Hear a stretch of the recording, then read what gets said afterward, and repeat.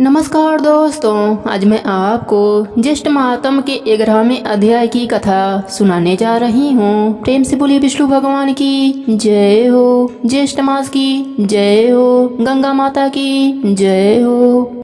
ऋषि लोग कहने लगे कि हे स्कंद जी, सभी योग पापों का नाश करने वाले हैं और पुण्य को देने वाले हैं, तो फिर ज्येष्ठ मास को कैसे श्रेष्ठ कहा गया है, सो विधि पूर्वक मुझसे कहिए। स्कंद जी कहने लगे कि हे ऋषियों, ज्येष्ठ मास शुक्ल पक्ष की हस्त नक्षत्र से युक्त 10वीं तिथि के दिन लोक प्रसिद्ध गंगा जी स्वर्गलोक से अवतरित हुई थीं। राजा भगीरथ घोर तप करके पाप नाशनी गंगा जी को लाए, इसलिए ज्येष्ठ मास सब में श्रेष्ठ है और शेष योग ज्येष्ठ मास के सहचर अनुचर हैं। ऋषि लोग कहने लगे कि हे स्कंद जी, भगीरथ जी किस कारण घोर तप करके गंगा जी को यहाँ पर लाए तथा पृथ्वी पर पहले कहाँ स्थित हुई। स्कंद जी कहने लगे कि जब समस्त ब्रह्मांड का निर्माण करने के लिए विष्णु भगवान के नाभि कमल में ब्रह्मा जी प्रकट हुए, उस समय ब्रह्मा जी एक हाथ में कमंडल और अन्य हाथ में वेदों को धारण किए हुए थे। तीनों लोकों को पाप रहित करने के लिए और वहाँ का जो पवित्र जल था वही पवित्र करने वाली विश्वजननी गंगा कही जाती हैं। ब्रह्मा जी के कमंडल से प्रकट होने वाली गंगा के साथ विष्णु भगवान से प्रकट हुई, परंतु ब्रह्मा जी ने कमंडल से नहीं निकाला और बहुत वर्ष व्यतीत हो गए। किसी समय दैत्यों ने तीनों लोकों को जल से भर दिया। उस समय इंद्र आदि समस्त देवताओं ने मधुसूदन भगवान का पूजन किया। पूजन से प्रसन्न होकर भगवान ने कमंडल के जल से तीनों लोकों को स्थापित किया। इसके पश्चात विष्णु भगवान के चरण कमल से श्री गंगा जी प्रवाहित होकर बह निकली।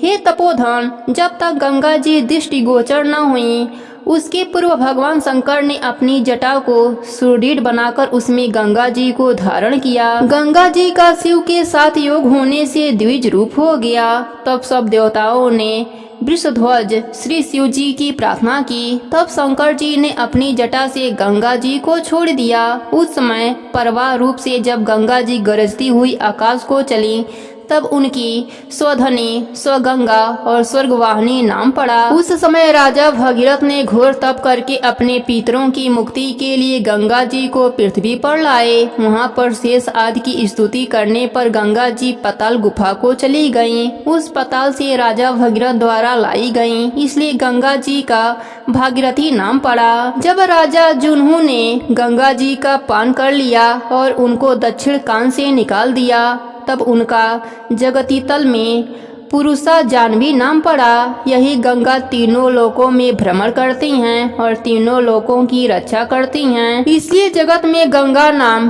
त्रिपथा पड़ा। गंगा जी कमंडलु, समुद्रभूता, विष्णुपाद, समुद्रवा, गंगा हर जटोभूता, स्वधनी, लोकपावनी, भागीरथी, जानवी, त्रिशोता, भीष्मसु, मंदाकिनी, भागवती, त्रिलोकवासिनी, इन 13 नामों से इस संसार में विख्यात हुई। जो मनुष्य इन 13 नामों का रात्रि तथा दिन में पाठ करते हैं, उनका वास भागीरथी गंगा के तट पर होता है, इसमें कोई संशय नहीं है। जो नित्य स्नान के साथ इन नामों को पढ़ते हैं, उनको गंगा स्नान का फल होता है। इन नामों के पदों से जो नित्य नमस्कार करते हैं, वे सब पापों से मुक्त होकर अंत में शिवपुर कैलाश को जाते हैं।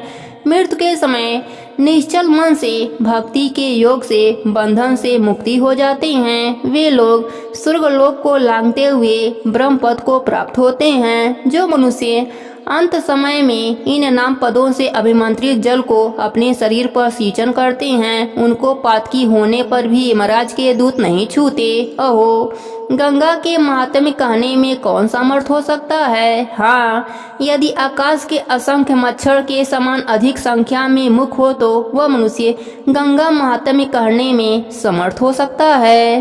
प्रेम से बोलिए गंगा माता की जय हो, ज्येष्ठ मास की जय हो, विष्णु भगवान की जय हो।